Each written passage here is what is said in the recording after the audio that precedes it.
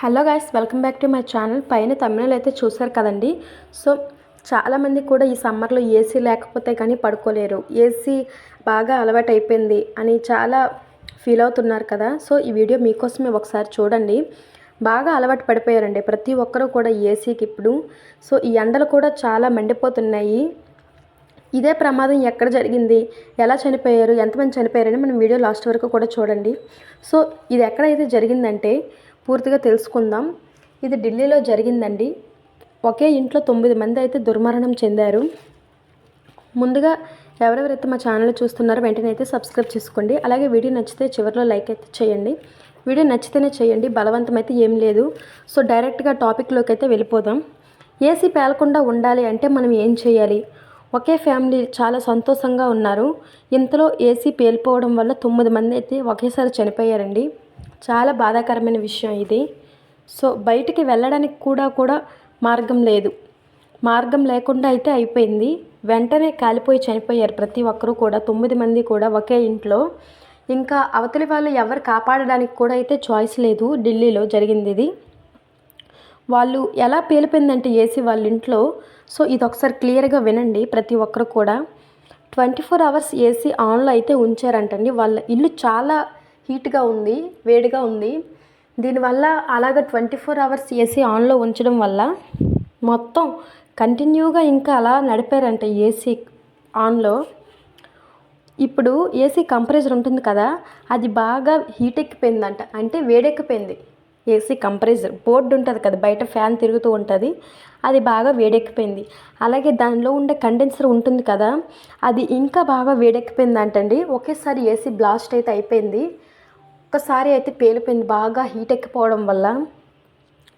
ఇది ఢిల్లీలో జరిగింది. చాలామంది అక్కడ ఉన్న వాళ్ళు కాపాడదామని అనుకున్నారు, కానీ ఎవరికి అవకాశం లేకుండా పోయింది. సో ఛాన్స్ కూడా లేదు, మొత్తం అంతా కాలిపోయింది. జస్ట్ అంతా అరగంటలో అంతా జరిగిపోయిందండి వాళ్ళు చనిపోవడం అంతా కూడా. సో దయచేసి అయితే కేర్ఫుల్గా ఉండండి. సో ఇప్పుడు ఈ సమ్మర్లో ఏసీ ఎలా వాడాలి, ఏసీ కండెన్సర్లో ఉందో లేదని మనం తెలుసుకుందాం ఇప్పుడు. సో ఓకే గైస్, ఈ సమ్మర్లో ఏసీ ఎలా వాడాలి అంటే, మనం ఎలా వాడాలో తెలియక చాలామంది చేస్తున్న తప్పులు ఏంటంటే, ఏదో ఒకటి చేసేయడం వల్ల ఏసీలు అయితే పేలిపోతున్నాయి. సో ఏసీ మెయింటెనెన్స్ కూడా చేయరు కనీసం ఒక్కరు కూడాను. ఏసీ కూలింగ్ రాకపోతే మాత్రం ఏం జరిగిందని కూడా చూడకుండా ఇష్టానుసారంగా అయితే వాడుతున్నారు ఏసీలు ప్రతి ఒక్కరు కూడా. దానికి ఏ ప్రాబ్లం వచ్చినా సరే వెంటనే అయితే చూపించండి ప్రతి ఒక్కరికి దయచేసి స్మాల్ రిక్వెస్ట్ అండి. ఎందుకంటే ప్రతి ఒక్కరి ఇంట్లో కూడా చిన్నపిల్లలు ఉంటారు కదా. సో దయచేసి కేర్గా అయితే తీసుకోండి విషయం. ఏసీ ఏ చిన్న రిపేర్ వచ్చినా సరే వెంటనే అయితే ఏసీ రిపేర్ అతనికైనా, లేదంటే ఏసీ ఎక్కడ కొన్నారు వారంటీ కార్డు ఉంది అక్కడైనా సరే చూపించండి ప్రతి ఒక్కరికి కూడా, స్మాల్ రిక్వెస్ట్.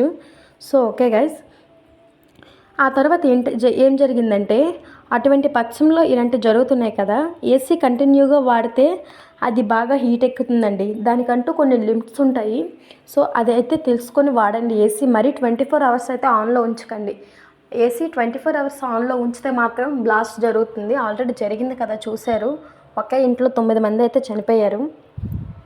ఇప్పుడు ఏసీ కంప్రెసర్ అయితే ఉంటుంది కదా, అది బాగా వేడెక్కడంతో కంప్రెసర్లో ఉష్ణోగ్రత వేడెక్కిపోయి ఒక్కసారి బ్లాస్ట్ అయితే అవుతుందండి. ఎవరైతే ఎక్కువగా ఏసీ వాడతారో, ఎక్కువగా 24 అవర్స్ ఆన్లో ఉంచుతారో, ఇదైతే కన్ఫర్మ్ జరుగుతుందండి వాళ్ళ ఇంట్లో.